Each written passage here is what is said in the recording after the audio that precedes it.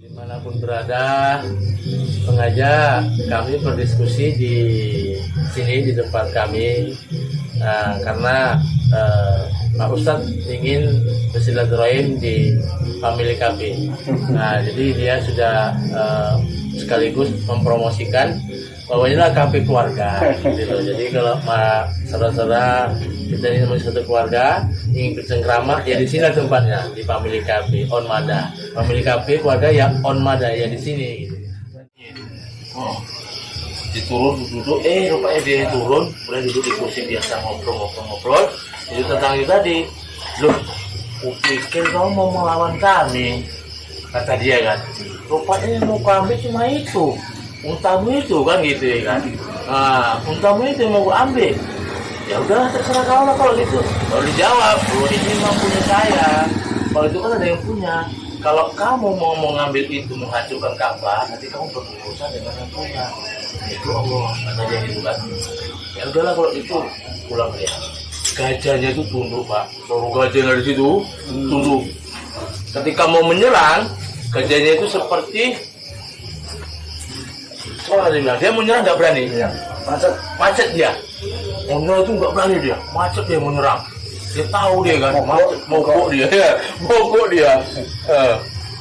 mogok begitu pulang ya kan, berserang beberapa mak, ya memang seperti itu kalau orang Arab dari dulu sekarang. Kalau mau perang itu dia memang mendatangi musuhnya dulu. Madakan apa gitu ya kan. Memang itu dia, kalau orang zaman dulu gitu. Soalnya gentleman kan? Gentleman, nggak kayak sekarang ya kan. Main belakang. Jadi diketahui oleh orang-orang Mekah gitu. Dulu kamu ngapain? Kayak mau nyerang ini, kami mau jumpa ya. Nggak perlu kok jumpa aja Abu Thalib. Abu Thalib ngomong. Ya udah, kamu kan ambil gitu ya kan. Tapi ingat, ini bukan punya kami, ini punya yang ada yang punya. Nah, nanti kamu berurusan dengan dia kan itu kan ya udah lalu seluruhnya naik ke bukit gitu.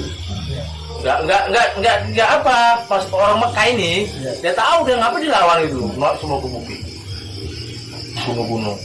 Saya nengok, saya potong dulu buat suri itu ternyata tinggi ya Pak.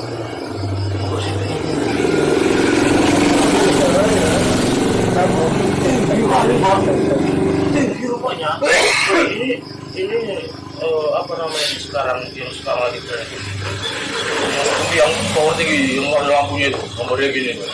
Itu nampak dari kaki, iya kan? Nampak itu, gitu. Tinggi di situlah. Mekah itu rupanya dari gunung-gunung ya Pak. Oh, gunung-gunung. Dan Gua Sur itu di atas gunung.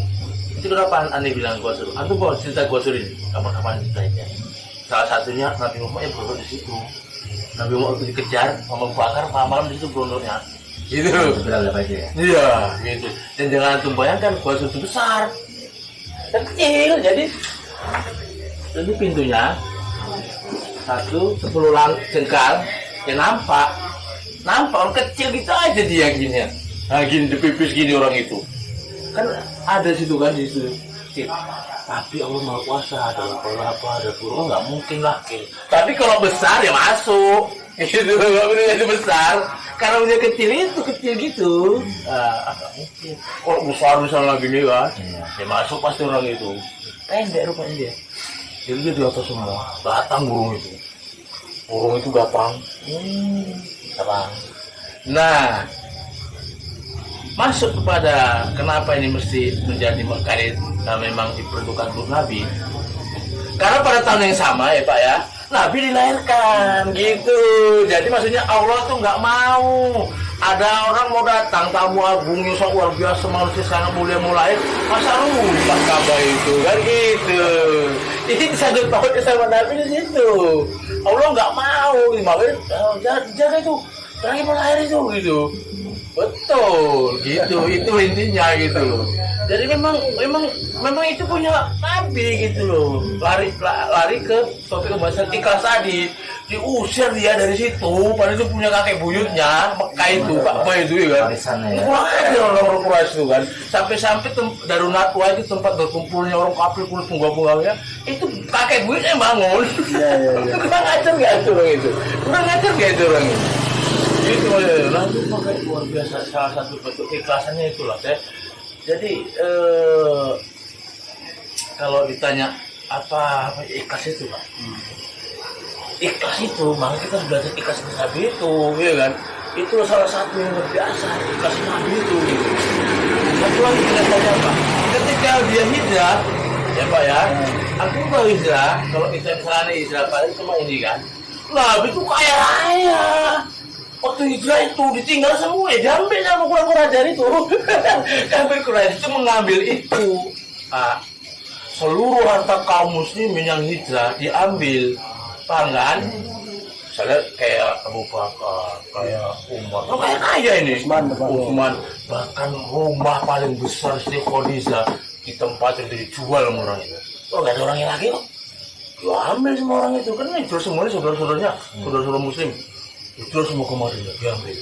Nah, supaya antum tahu sejarah ini masuk lagi, enak ini kan? Karena memang sejarah seperti itu, aneh suka di situ. Masuk lagi ke perang Badar, perang pertama umat Islam di tahun 2 Hijriah itu. Kenapa bisa terjadi? Ya mereka maunya nggak perang, kan harta mereka masih ada ini. Sama Abu Sofyan dibawa mau dijual. Jadi stop lah, masuk akal kita dihabisin orang itu. Gitu loh, bukan mau perang, cuma mau ngambil aja gitu. Jadi jangan sampai dalam pikiran kita boleh mencuri, boleh membegal, merampok. Aja pernah kok. Itu orang-orang yang nggak tahu sejarah jadi tapi kan itu bukan mengambil, memang hartanya diambil mau dijual gitu. Stop itu punya kami, enak kali kok. Kemarin kami lepas kamu mau jual semua punya kami, sekarang nggak bisa gitu loh bahasanya. Nah, ketika itu mau terjadi kan, panjang ceritanya memang itu ya, panjang. Tahu Abu Sufyan ini bahwa mau ada pencegatan ini kafilah dagang kita. Jadi pencegatan kafilah dagang awal ceritanya, bukan penyerang perang.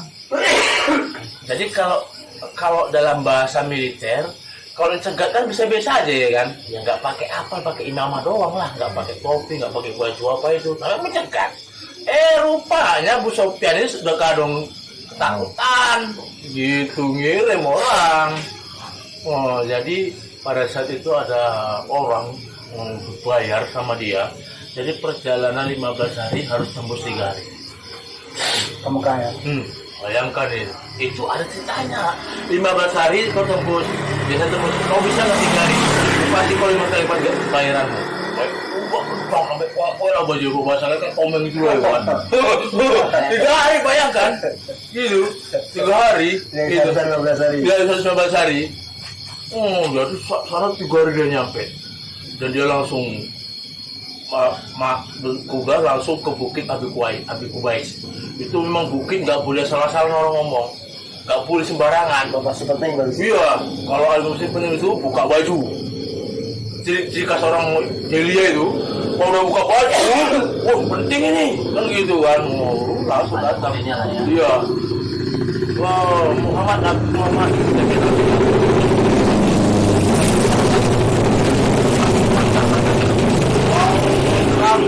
Kafilah dagangnya Abu Sufyan. Jadi barang siapa yang punya kepentingan di situ, ayo cegat, jangan sampai terambil. Oh, tahu sendiri lah, Abu Jahal kan, Fir'aunnya pada saat itu mengumpulkan pasukan orang 1000 orang. Pasukan lagi ada orang yang mungkin 314 orang. 314 orang belum bisa riwayat. Kemudian dihadapi 1000 orang. Nggak punya peralatan mau perang, orang juga mau perang ini ceritanya. Serius itu makanya Nabi itu bermusyawarah dengan sahabat. Iya betul. Kita balik ke Madinah, betul. atau kita perang. Kalau itu kan mesti selalu yang jawab kan yang dari Mekah, yang Muhajirin kan. Iya. Pokoknya kami siap mengikuti engkau ya Rasul kan. Rasul nanya lagi, gimana nih? Karena kita memang dari awal tuh nggak ada diperintahkan perang kan, jadi Rasul juga nggak memberikan beban yang di luar kemampuan kan. Ini orang Muhajirin ini apa istilahnya tetap siap lah untuk perang sampai 3 kali. Akhirnya kan sahabat Ansor yang dari Madinah itu yang menjawab kan. Ya Rasul, ini udah dijawab tapi Anda bertanya terus, sepertinya Pancing saya menjawab gitu. sepertinya kepada kami ini pertanyaannya. Itulah baru kemudian Abdullah bin Rawaha itu. perkataan mereka yang sangat luar biasa kan, seandainya engkau melewati lautan api, Api. kami pun akan mengikuti melewati. Siap mereka berperang, baru dibikin strateginya. Kemuliaan bagi pejuang-pejuang Lalu dalam surat Al-Anfal itu memang kalian menginginkan pasukan yang tidak bersenjata, yaitu kafir. Tapi Allah mempertemukan dengan pasukan yang bersenjata. Pimpinan Abu Jahal. Supaya Allah tidak memperlihatkan kekuasaannya bahwa yang kafir itu akan tetap kalah. Dan supaya kita itu paham bahwa kemenangan itu dimanapun ceritanya itu bukan dari kekuatan kita. Ya, betul. Tapi kadang-kadang kan dalam prakteknya kan masih banyak yang kaum muslimin ini tidak memahami itu kan. Jadi mana mungkinlah kita menang, persenjataan nggak ada, uang sedikit, semuanya serba kurang gitu kan. Padahal dari sejarah sejak zaman kapanpun itu justru yang sedikit yang bisa menang. Asalkan Cara peperangan Rasulullah kan, dan bersahabat. Mulai sejak si Tolut itu kan berapa banyak yang sedikit itu memenangkannya, yang banyak gitu. Kadang-kadang dalam ujian kehidupannya itu karena ujian itu kadang-kadang datangnya ya memang berat ya, jadi keyakinan harus diulang-ulang. Lalu terjadi peperangan itu Mas ya. Perang itu bukan dongeng juga nih, yang betul. Kenapa aku dulu juga ketawa? Karena malaikat turun gitu loh. Malaikat itu turun, dia yang benar-benar turun. Jibril masuk di momennya. Jadi yang namanya riwayat, kalau kita yang menciptakan, ya kan, kayaknya kurang pas kesohiannya. Tapi antum yang menciptakan, pada saat itu antum menjadi pasukan munafikin atau orang-orang kafir Quraisy yang belum masuk Islam. Nah itu orang itu yang menciptakannya gitu loh. Gitu. Kesaksian mereka itu setelah mereka masuk Islam, kemudian dia bercerita. Berarti kaum muslim itu nggak tahu ada malaikat tuh ya? Ya, tahu. Dia kan juga ngobrol.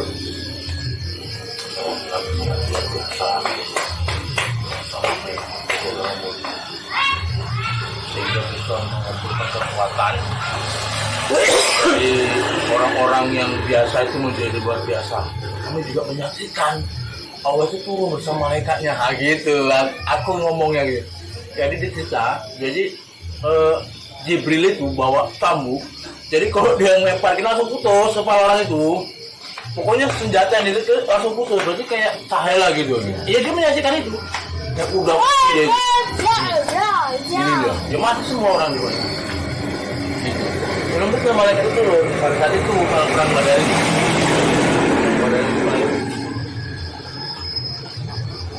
Jadi berakhir. Luar biasa itu. Kalau ditengok dari peperangan yang apa yang dialami gitu kan, ya seperti Ustaz tadi bilang, memang yang kecil tadi itu sering memenangkannya sikit-sikit, bukannya banyak-banyak. Kan banyak perangnya kan, sikit-sikit. Ada perang polisi ya, ada perang hutan, cuman sikit-sikit semua itu, bukan banyak. Dan saat perang ini juga pelajaran bagi kita. Siapapun yang diperintahkan oleh Nabi Muhammad untuk menjadi panglima perang gak boleh dihianati, gak boleh di apa istilahnya itu. Pertama itu gak boleh gak usah diikuti, gak usah taati. Ya berarti sama dengan tidak mentaati Rasulullah gitu loh. Gitu. Makanya aku juga perlu menyampaikan kepada saudara-saudara kita ini semua bahwa Ustadz Edi ini, kalau menurut pandangan saya, itu kiai kita berarti sudah nggak ada lagi di sini selain beliau. Berarti dialah sebagai apa kita gitu loh. Jadi ketika beliau itu sudah mengatakan A, kita nggak boleh benci lagi. satu riwayat. Ini supaya kita paham. Setelah Rasulullah sebelum kematiannya, ya, Rasulullah itu mengutus Usama bin Zaid. Usama bin Zaid tahu anak dari Zaid bin Haritsah. Zaid bin Haritsah tahu adalah budak kesayangan Rasulullah. Jadi Usama ini anaknya Zaid dan itu juga kesayangan Rasulullah. Saking Rasulullah sayangnya, sahabat pun itu menomorsatukan Usama bin Zaid. Saking sayang Rasulullah sama Usama. Salah satunya Umar. Ketika dia mendapatkan ngomong banyak dibagikan duit, anaknya dapat satu, Usama dapat dua. Komplit Abdullah, kan bin Umar. Loh, kok dapat dua dia ya? Aku anakmu. Rasulullah sayang sama dia, gitu. Kalau saya menyayangi Rasulullah, kita juga menyayangi Rasulullah daripada yang lainnya ini. Pintar dulu. Ya harus sama. Dua bagiannya. Disangi. Dikirimlah dia sebelum meninggal. Kirim Usama untuk perang di daerah Irak ini sebagai panglima. Umurnya berapa? 18 tahun. 18 tahun. Siapa yang dipimpinnya? Umar, Bakar. Itu yang dipimpinnya itu. Usama disuruh. Kalau secara nalar, strategi perang, nggak mungkin lah. Tapi apa yang disampaikan Rasulullah adalah apa namanya istilahnya? Wahyu. Ngeri itu. Artinya hikmahnya tadi Umar itu pun harus mentaati Usama. Iya. Pada saat Usama itu Menjadi panglima. dan Walaupun usianya jauh. Iya, gitu. Jangan mentang-mentang saya kan Umar. iya. Kalau itu nanti iblis lagi yang Iblis lagi. apa dari mental iblis lagi yang dipaksakan. Karena Usama ini perintah Rasulullah dan Rasulullah wahyu. Pengalaman dari para sahabat itu pengalaman wahyu semua. Nah, misalnya salah satu ada satu perang. Nanti perang dipimpin oleh Ja'far. Karena 3 orang itu sahabat. Nanti dipimpin oleh ini, dipimpin oleh ini. Itu saya tahu. Kalau udah dibilang berarti mati. Ya kan? Itu intinya. Nanti dipimpin ini, nanti dipimpin ini. Kok kenapa sampai 3 disebut? Karena bakal mati. Kalau enggak ngapain disebutkan 2 ini? Gitu loh. Itu harus sudah sadar di situ. Perang ini bisa dipimpin Ustiono, ya udah selesai. Berarti nggak lebih lagi, berarti hidup lah. Perang besok dipimpin oleh ini. Nanti kalau ini nggak ada, diganti ini. Ini nggak ada, ganti ini. Luar biasa nggak itu? Memang mati 3-3-nya. Dan Khalid pada saat itu mengambil alih kepemimpinan. Nyambung ke Usama tadi. Usama sebelum berangkat perang, Rasulullah itu kan perhatikan. Belum perang di perbatasan, terdengar kabar Rasulullah meninggal. Ngeri nggak itu? Meninggal. Pasukan stop sama balik, ya kan? Sama balik terjadi apa di situ? Potong ceritanya, langsunglah diangkat Abu Bakar, ya kan? Bertanya-tanya nggak kita itu? Pasukan kan dikirim Rasulullah sebelum meninggal, Usama memimpin. Masuk Abu Bakar, pasti ada pertanyaan. Wah, wis lah. Abu Bakar nyuruh biar saya ke wis kuwi Abu Bakar wis gak tau iku. Kamu kan Usama. Nah, gitu loh bahasanya kan, Pak. Kamu kan Usama panglimanya, kan gitu. Pasti ada yang ngomong gitu. Memang betul. Ada yang ngomong gitu sahabat-sahabat gitu loh. Dulu Abu Bakar sebelum Rasulullah meninggal Usama jadi pemimpin kita, panglimanya. Sekarang kan sudah nggak ada. Kau udah jadi khalifah sekarang. Nah, udah ganti aja lah. Apa kata Abu Bakar? Ya, Abu Bakar paling teguh megang apa Rasulullah itu. Iya, Abu Bakar itu. Tidak. Tetap Usama. Saya tidak akan mungkin mengapakan apa yang diperintahkan Rasulullah. Oke, itu satu pelajaran. Pelajaran kedua, Abu Bakar. Tapi yang kita perangi kan ini orang-orang yang nggak berzakat, Abu Bakar. Apa maksudnya kan? Kan berarti mereka Islam, Abu Bakar, ya kan? Nggak berzakat, tapi dia Muslim. Kemudian orang-orang yang murtad, kan gitu kan? Ini bisa lah kita datangi supaya nggak perang, kan gitu. Itu pokoknya ketika kanan kirinya Abu Bakar khalifah, tentu kan ini sahabat-sahabat ternama ini kan, dan ini kan pakar-pakar istihad ini, oke, doa dulu segala macam, ya kan. Sama ketika misalnya ada satu orang, kan rata-rata itu anggota lingkok-lingkok yang di atas ini yang ngasih nasihat ada satu masalah, ya kan. Tapi cukup kalau melihat sejarah ini, kita cukup yang ini apa keputusan yang satu itu diterima. Itu nggak pelajaran di situ. Kadang-kadang kan tidak. Tapi saya ini kalah pendapatnya. Saya sering melihat itu gitu loh. Nggak boleh gitu loh. Ini para pakar-pakar ijtihad ini mujahid semua. Abu Bakar, Umar, pasti masih dalil. Abu Bakar lah yang mau diserangnya ibaratnya kan. Nggak bisa Abu Bakar. Kalau cuma masalah zakat, misalnya Umar seperti itu mengatakan ada hadisnya atau dalilnya itu kan, karena itu bisa kita apakan. Kan mereka masih muslim, masih ada la ilaha dalam hatinya.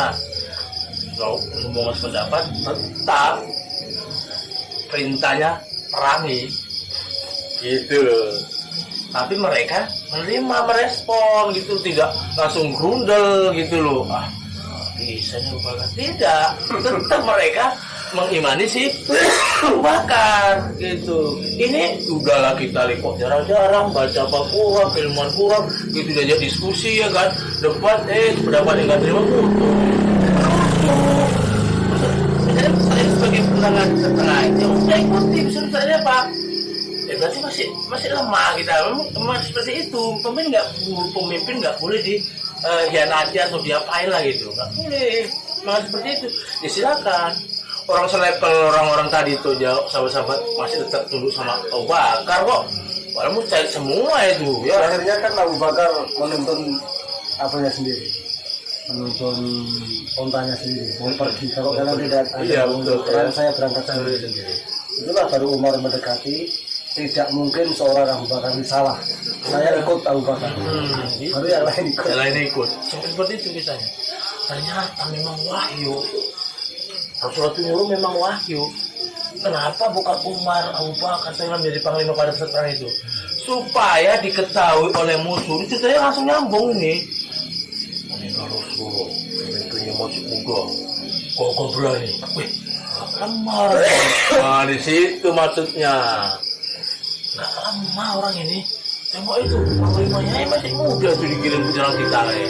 Padahal dia udah nggak ada. Semangatnya masih luar biasa yang muda-muda ini kan gitu. Itu Pak wahyunya pada saat itu langsung bisa terkondisikan. Banyak Pak, ternyata Nabi palsu itu. Iya, dalam riwayat itu banyak itu. Bukan cuma Musa al-Kazab aja. Banyak rupanya itu. Pada ketika Rasulullah itu sudah tidak ada itu. Nah makanya wahyu untuk menyuruh sama itu pasti itu fungsinya. Bahwa masih ada kekuatan, ya kan? Kalau bahasanya kan gini, harus bingung ini, maksudnya jahit pasti bingung ini Madinah kan gitu kan? Atau Mekah udah bingung meninggal Rasulullah? Ya, tidak gitu, meninggal tuh berangkat tetap perang. Padahal itu cuma ada penjaga-penjaganya di perbatasan kota Madinah itu. Seandainya diserang, ya memang habis. Pas keluar semua ini perang. Tapi karena gagah berani dan PD-nya dan Allah melindunginya, pasukan itu dibuat sama Abu Bakar itu tetap ada. Jadi pikirnya, banyak pasukan gitu. Karena itu kan kabilah-kabilah yang mengeceng aja ya. Iya, kabilah yang ingkar itu kuat-kuat loh. Iya, kuat bukan sembarang kabilah itu yang nyerang itu bukan sembarangan, banyak gitu. Dan di sana itu kalau kebiasaan orang Arab mungkin ya kan, dia itu dia selalu patuh sama sukunya ya kan Pak. Sukunya kuat orang itu. Iya, kalau udah satu ini ikut ya ikut gitu. Ini nggak ikut ya ikut gitu.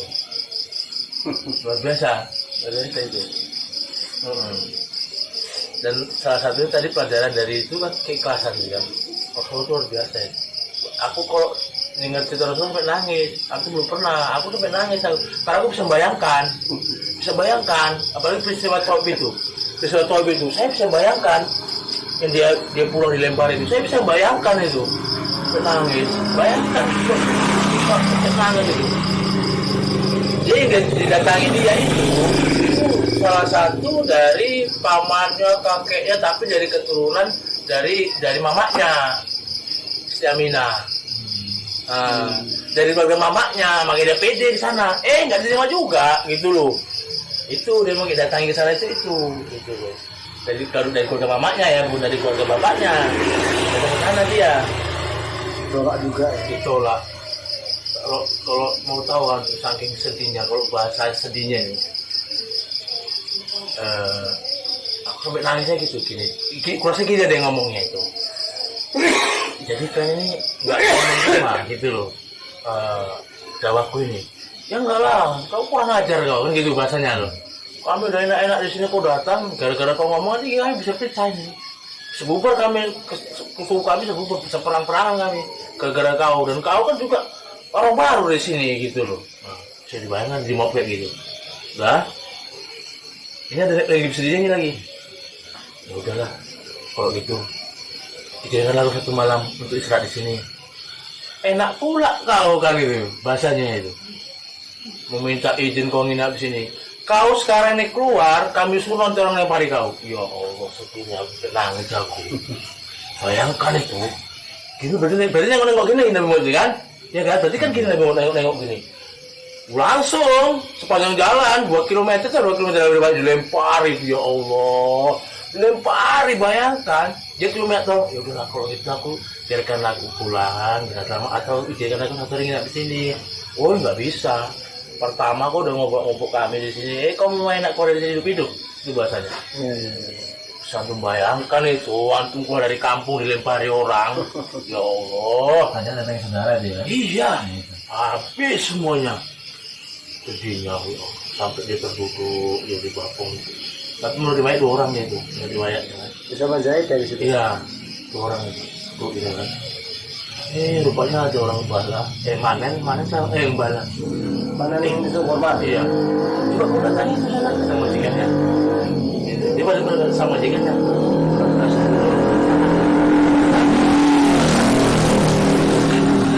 Nah, oh kau dari negerinya jurus di mata ya katanya itu. Kau tahu kali itu.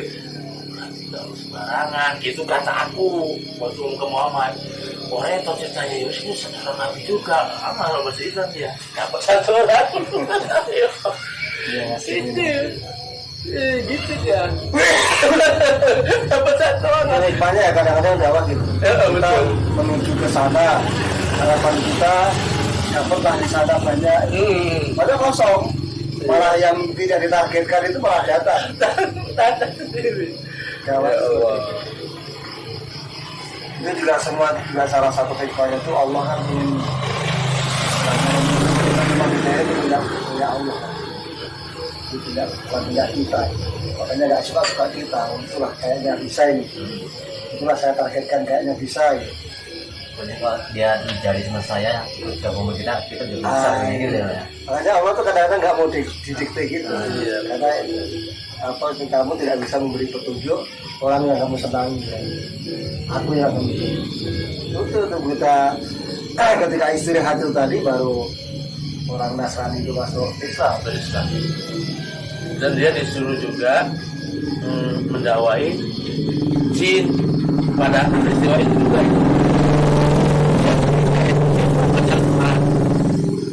Jin yang menurut riwayat jin dari Yaman.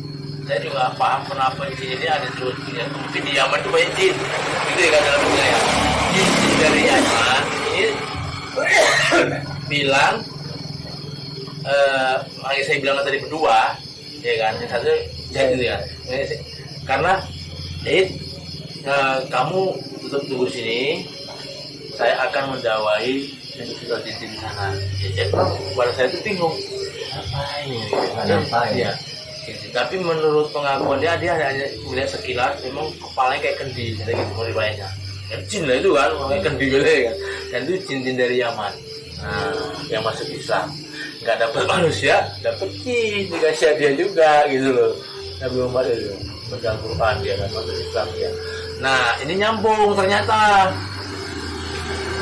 kata si apa tadi ini pengarang apa penceritaan sejarah tadi ini nyambung, makanya si Ajajil itu bukan kan menurut kita tadi kan si Ajajil itu rajanya jin, tidak. Nah, si Ajajil itu bukan rajanya jin ternyata. Si Ajajil itu bagian dari jin gitu, karena ada jin muslim dan jin kafir gitu loh. Mungkin dia rajanya jin kafir lah kan gitu kan. Kalau jin muslim tetap ada gitu. Namanya ke situ dia. Jadi kan jin kan matinya 20 tahun. Jangan nama kita. Berarti dari peristiwa yang di Taif itu tidak berhasil mendakwai orang yang ada di Taif. Iya. Tapi malah berhasil mendapatkan satu orang yang tadi sama itu dan mendapatkan karomah atau apa istilah doanya dijabah Allah. Langsung dia berdoa. Malaikat Jibril nangis juga itu. Makanya katanya udah aku balikan aja gunung itu, saking jengkelnya gitu kan. Oke, ini sabar kali, kotor kali. Udahlah kalau gitu aku balikan aja gunung itu biar ditimpakan dulu di situ. Jangan katanya. Jangan, saya hanya berharap berdoa itu disambungkan ini karena itu. Mungkin dari anak keturunan mereka nanti yang akan menguatkan Islam ini. Ya, kakeknya saya ikut tidak mau apa-apa. Tapi jangan. Nah itulah luar biasa gitu, dalam kondisi gitu. Makanya kita kan bisa nangis kayak gitu nengok kayak gitu. Peristiwa gitu bisa nangis kita gitu. Bayangkan kayak gitu kejadian kayak gitu masih sabar masih ikhlas luar biasa itu kan. Wih ya Allah. Makanya Umar betul-betul salut kan. Umar itu melihat Rasulullah sampai dalam kepemimpinannya pun itu Rasulullah ya kan. Itu orang di sampaian masjid gitu. Umar itu kan. Luar biasa selama di Islam. Iya. Betul. Biar orang tidur malam, dia keliling motor itu kan sampai nggak makan. Dia kan pernah di hari kisah dia jumpai ibu amanah yang nggak makan ya kan. Sampai marah dia, kamu kurang ajar nih kalau pas sekarang ini kan iya di situ. Masa aku dibiarkan kayak gini, langsung dia bawa pas apa sih pengawalnya ngambil di jembal misalnya ya. Bawanya, tuh tenang bu, ini gue masak, ini masak udah, udah bangunnya anaknya ya. Masak pada lagi, mau dipakai tahu begini ini kan jadi apa gini. Tapi itu mau dipakai masak kan, terbiasa kan. Kalau nggak tahu ya, jangan kayak sekarang ya kan, jangan-jangan citraan ya kan, asli itu, Umar itu, mobil foto. Emang dia itu termasuk dari apa ya Pak ya? Umar ini doa ya Pak ya, masuk sama itu doa ya. Doa yang Kalau Umar itu sebenarnya itu ada di warfa aja di atas Umar itu. Enggak lah, dia Umar doang. Habis itu baru anak-anak keturunan. Gitu. Dia kan sahabat dia juga. Ini nasab Umar tuh ke atasnya Enggak ada. Cuma di ini di Rantau juga ya. Di Arab mereka ya. Dua pendekar, dua orang jago ya cuma dua orang, Umar sama Hamzah. Gitu. Kenapa dibilang jago? Kalau kita, paling kan burung kecil, rusak, apalagi itu burung. Kalau dia apa yang diburu? Singa ini punya. Dan bukan ditarik, digendong gitu. Besar orangnya kan. Jadi Hamzah sama Umar itu buat bulu itu singa. Kecil gitu. Singa dibawa ya gini, bobongnya, musuh panah. Sama Hamzah juga. Tahu jalan itu kok pakai busur panahnya kan sama Hamzah. Kalau bawa ini datang budaknya orang. Jadi di sana ada orang baik. Dia nggak masuk Islam, orang baik. Ada punya budak perempuan. Dia melihat Nabi Muhammad itu dicaci maki. Kan pantang loh di orang Arab itu pantang mencaci maki, apalagi itu ada masaknya kan, dibanding ini gitu kan. Kok gimana nih kan yang gitu. Itu kan ada apanya keluarganya itu. Dia tahu gitu kan. Saya lakukan sama majikannya bukan orang muslim, cuma orang baik. Belum nyampe rumahnya jumpa gitu loh. Hamzah tadi. Ya dia merasa itu keponakannya ya kan. Datang itu kok langsung jidatnya itu. Kau mau tahu? Aku sekarang pengikutnya mau. Pak dia belum masuk Islam. Hamzah pada saat itu belum masuk Islam. Pulang dia merenung. Di Arab juga nggak terpuji apabila dia menyalahi ucapan. Aku sekarang bohong, malah habis. Ya, nggak bisa itu, rupanya orang itu. Aku sekarang bohong, rokok aja itu. Satrianya. Nah, ada sana. Terus aku juga belum bisa. Dia berdoa sama Zat yang Maha Kuasa itu. Tunjukkan kalau memang agama mualah ini benar, aku pun betul pada langsung ya menuju ke Muhammad bersahadat. Jadi saya jawab, luar biasa ini. Umar, Hamzah itu takutnya luar biasa. Umar lagi kan masuknya Islam, Umar tahu juga ya, adiknya ya kan. Tapi dia itu sebetulnya dari doa seorang perempuan tahu umur siapa itu kan, mau hijrah, perempuan ini ketinggalan. Jadi di sana ada benteng, itu ada benteng. Nah, namanya benteng Bari Saibah. Jadi ada pintu gerbang Bari Saibah. Jadi yang dekat situ ya Bani itu gitu loh, makanya dibilang benteng orang itu. Ini, nah, kan sini nggak ada bentengnya, perempuan dari sini. Yang pasti dijaga ini. Orang yang mau hijrah itu ke Madinah, perempuan itu kok aman. Orang yang tahu, orang pantau nengok itu tuh, dia paling senang janji seorang Islam itu dulu. Orang masih senang itu kemarin itu. Kok ada perempuan aku tahu lupa, bu siapa lupa gitu. Kamu mau kemana? Gitu kan. Terserah kamu lah mah, kok om bulu kaki kiri yang akan melangkah dia ke Madinah.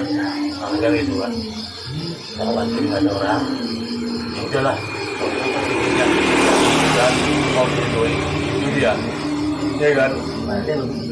Belum. Cuma dia bisa mengatakan itu sama si perempuan ini gitu loh. Gini maksud dia itu gini, dia kan orangnya gini apa namanya itu kemarin itu. Realistis dia. Cerdas dia gini. Cerdas dan jujur. Kalau ini kena ada bumbu sana, cuma dia kan bisa bayangkan ini yang tadi anda bilang gunung itu.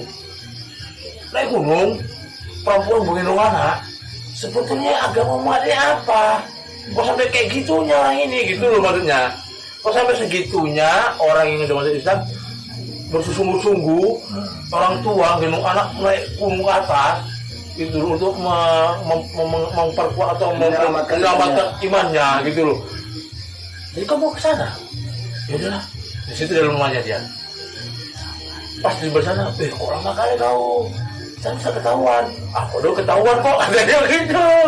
Kata ibu tadi itu, aku udah ketahuan. Gue takut kan, sama siapa? Sama Umar. Tambah ketakutan kalau tadi. Wah, kacau kalau kayak gitu kan. Umar pula katanya. Tapi tenang, dia malah mendoakan aku supaya aku selamat sampai tujuan. Mudah-mudahan dengan doanya ini, aku juga berdoa dia masuk Islam.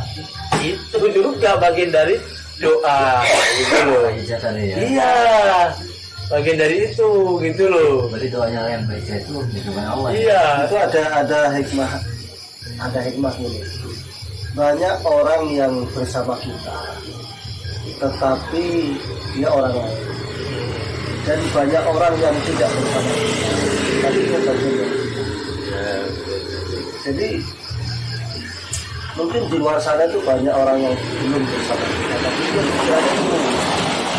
pikirannya itu setuju kayak rumah. Tinggal menunggu momen saja. Iya. Nah, kadang-kadang yang sudah bersama kita pikirannya aneh-aneh. Iya. Dia berpikir seperti orang yang di luar kita. Betul. Ada orang yang di luar kita berpikirnya seperti kita. Walaupun belum bagian dari kita, gitu. Pikirannya udah gitu. Itu Ya. makanya dakwah itu apa namanya itu terus harus berjalan, terus harus disampaikan. Nanti akan ketemu orang-orang yang akan membina. Ya, untuk para sahabatku sekalian, dimanapun berada, sengaja kami berdiskusi di sini di tempat kami, karena Pak Ustadz ingin bersilaturahim di family cafe. Nah, jadi dia sudah sekaligus mempromosikan bahwa inilah kafe keluarga gitu. Jadi kalau saudara-saudara kita ini masih satu keluarga ingin bercengkrama, ya di sini tempatnya, di family cafe on Mada. Family cafe keluarga yang on Mada ya di sini gitu. Dan kalau bisa bicara itu yang ada manfaatnya. Iya betul, ada manfaatnya dan bisa memperbaiki diri kita, mudah-mudahan memperbaiki keluarga dan anak kita dan masyarakat semuanya. Itu mungkin pesan dari kami sebagai family kami Mada. Mas Iskala, pesannya gimana? Kira-kira? Ya, pesan-pesannya setelah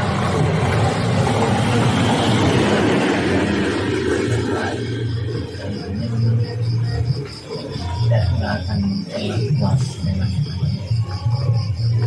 Jadi sampai kapanpun ilmu kita cari tidak akan pernah habis. Jadi maka dari itu carilah ilmu sebanyak-banyaknya sampai engkau tidak ada.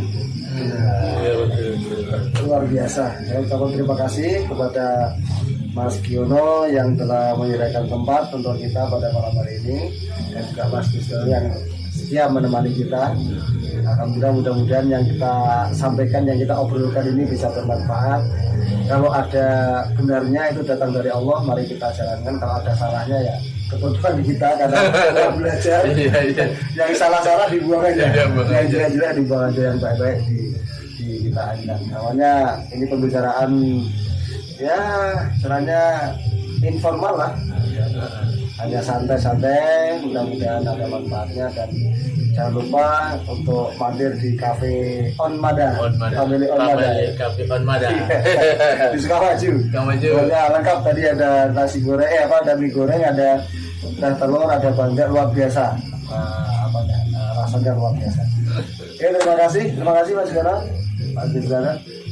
Ya, alhamdulillah alamin, subhanakallahumma wa bihamdika asyhadu an la ilaha illa anta astaghfiruka wa atubu ilaik. Assalamualaikum warahmatullahi wabarakatuh. Waalaikumsalam. Warahmatullahi wabarakatuh.